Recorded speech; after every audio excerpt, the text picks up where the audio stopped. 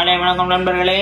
நாமளும் அப்படியே காலைல இருந்துச்சு ஒரு மஜாவான கருக்காப்பியை போட்டுட்டு இந்த கருக்காப்பியை போடுறது நம்மளுக்கு மிஸ் ஆகாது. லைன்ல கரெக்டா இருப்பாப்புல.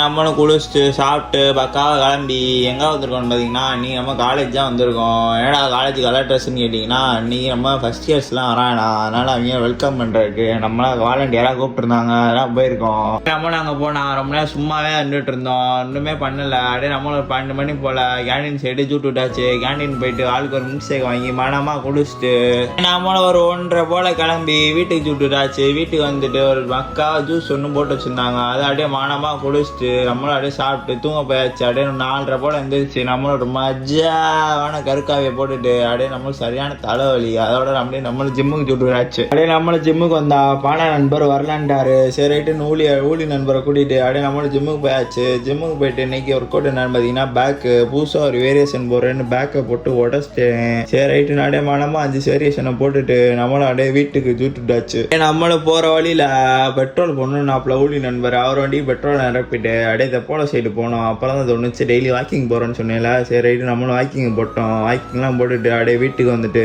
சாப்பிட்டு தூங்க போயாச்சு. இதோட வீடியோ முடிஞ்சு. வீடியோ பார்த்ததுக்கு நன்றி.